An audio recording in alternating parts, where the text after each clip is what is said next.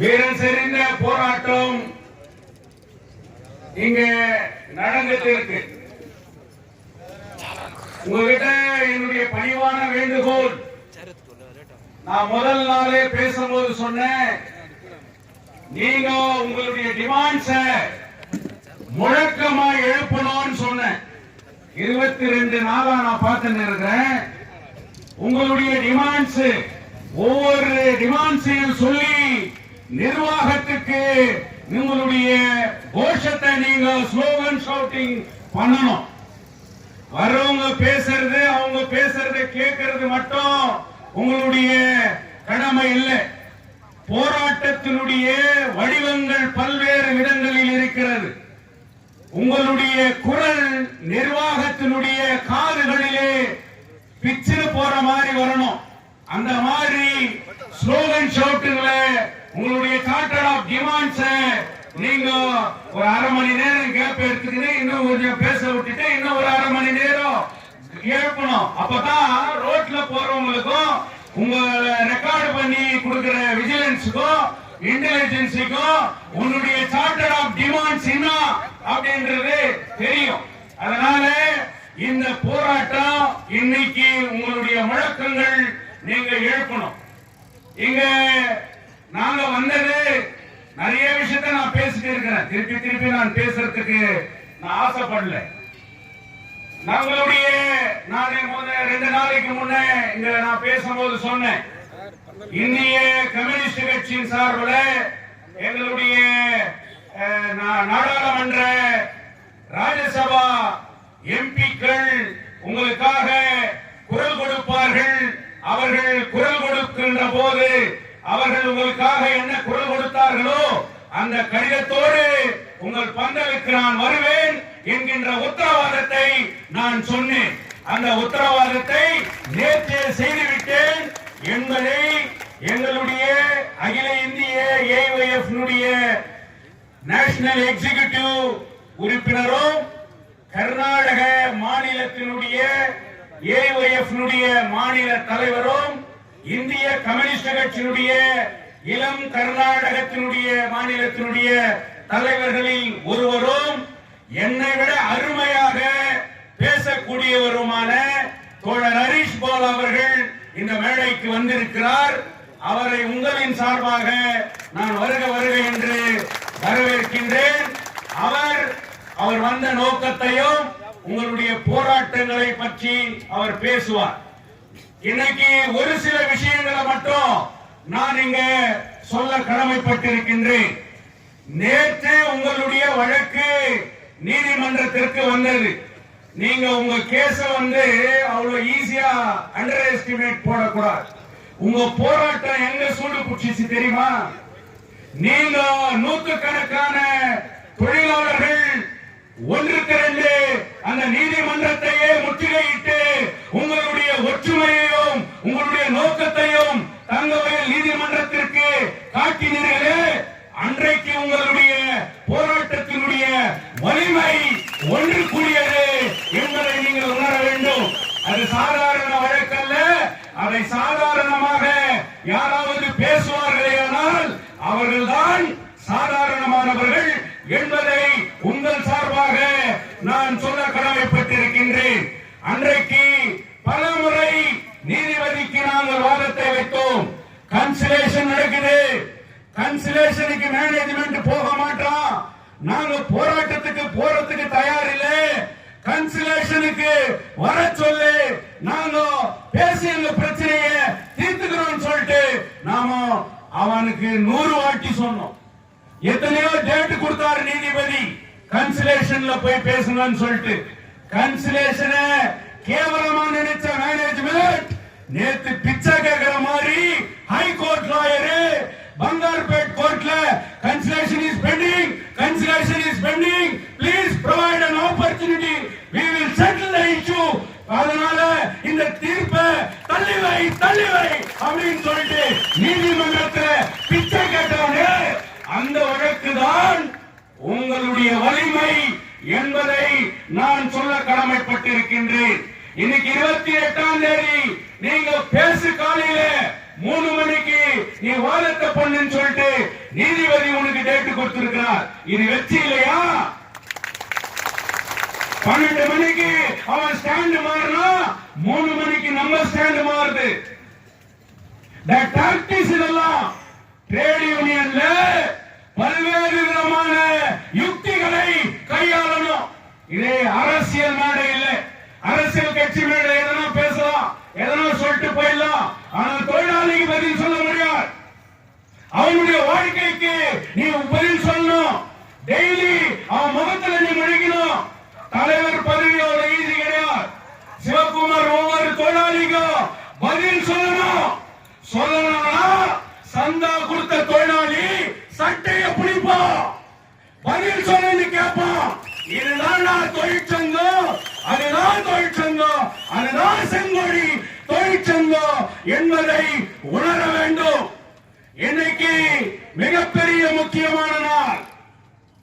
அண்ணல் அம்பேத்கர் அவர்கள், பாபா சாஹேப் அம்பேத்கர் அவர்கள் இந்திய நாட்டிலே ஜாதியின் பெயராலும் மதத்தின் பெயராலும் ஒவ்வொரு மனிதனையும் அடையாளப்படுத்திய முறையை ஒழித்து இந்த நாட்டிற்கு நம்மை நாமே ஆள்வதற்காக ஒரு அரசியல் சாசன சட்டத்தை வடிவமைத்து கொடுத்தது பாபா சாஹேப் அம்பேத்கர் அவர்கள்.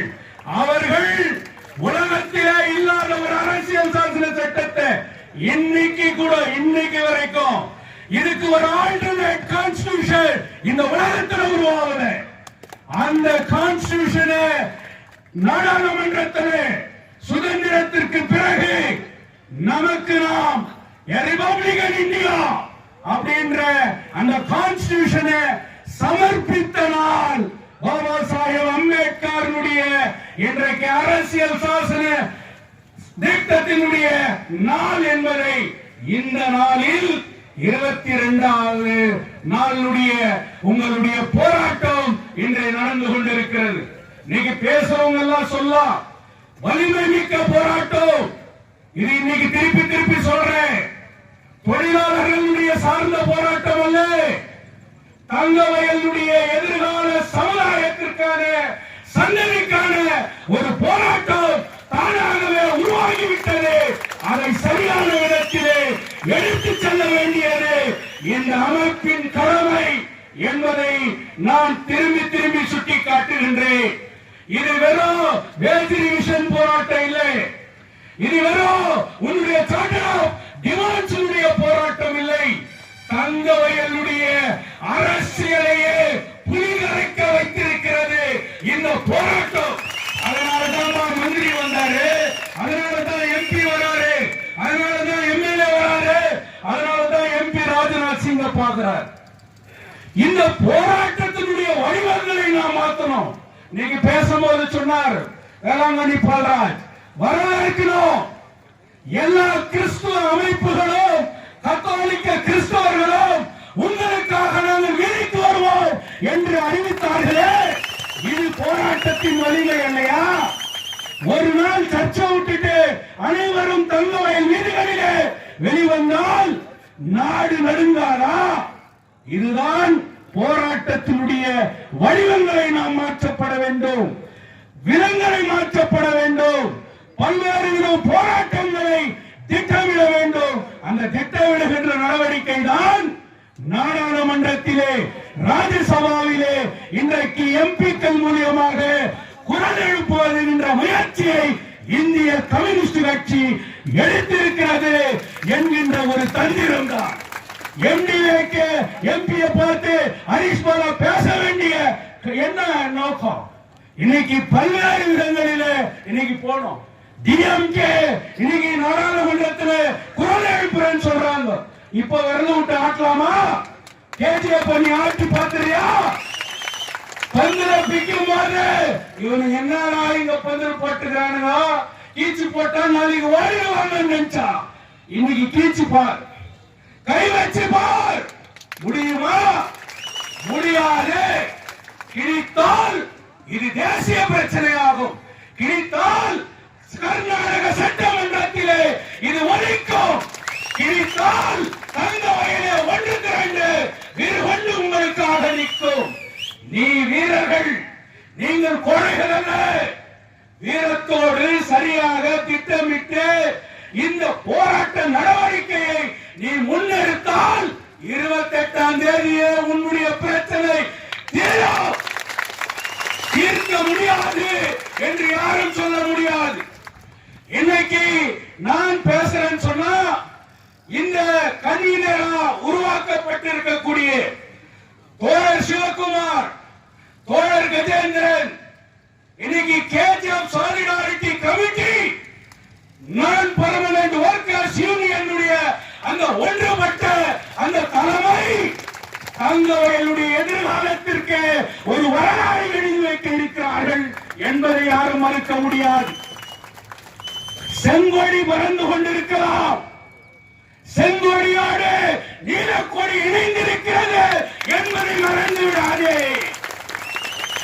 இன்றைய நாட்டின் நிலைமை சிகப்பும் நீலமும் ஒன்றுபட்டு நின்றால் மட்டுமே இந்திய நாட்டை பாதுகாக்க முடியும் என்பது தலைவிதி. வெறும் செங்கொடியால் மட்டும் சாதிக்க முடியாது. நீலக்கொடி தேவை, நீலக்கொடியும் இணைய வேண்டும். இணைந்தால் மட்டுமே அரசியல் மாற்றத்தையோ சமூக மாற்றத்தையோ கொண்டு வர வேண்டும். அதற்காக தான் நாங்கள் சொல்லுகின்றோம், இன்றைக்கு நீலம் சிறப்பும் ஒன்றுபட்டு போராட வேண்டிய ஒரு கட்டத்தில் இருக்கின்றோம். நீலமும் சிறப்புக்கும் அப்பாற்பட்டு மத போதகர்கள் இங்கே இருக்கிறார்கள். பல்வேறு ஜாதி அமைப்பினர்கள் இன்றைக்கு நம்மை ஆதரிக்கிறார்கள். கூலி தொழிலாளர்கள் இன்றைக்கு ஆதரிக்கிறார்கள். வியாபாரிகள் ஆதரிக்கிறார்கள். உயர் வகுப்பினர் இன்றைக்கு ஆதரிக்கிறார்கள். அப்படி ஆதரிக்கிறார்கள் என்று சொன்னால் அவர்களுக்கு இந்த மண்ணை பாதுகாக்க வேண்டும், இந்த ஊர் இருக்க வேண்டும், இந்த மக்கள் இருக்க வேண்டும் என்கின்ற எண்ணம் உருவாகி இருக்கிறது என்பதை உணர்ந்து இன்றைக்கு நான் பணிவோடு கேட்டுக் கொள்கின்றேன். தடம் புரண்டீர்களானால் உங்களை யாராலும் காப்ப முடியாது. இந்த கன்வீனர் 2 பேருக்கும் சொல்றேன், இது காழ்ப்புணர்ச்சியால இல்ல. உங்களில் ஒருவன் நீ பாதிக்கப்பட்டேன்னு சொன்னா யாரு உன்னை தூக்குறானோ இல்லையோ, இந்த ஜோதி பாசு உன்னை தூக்குவான். ஓடுறவனா இல்ல, ஒளிரவனா இல்ல.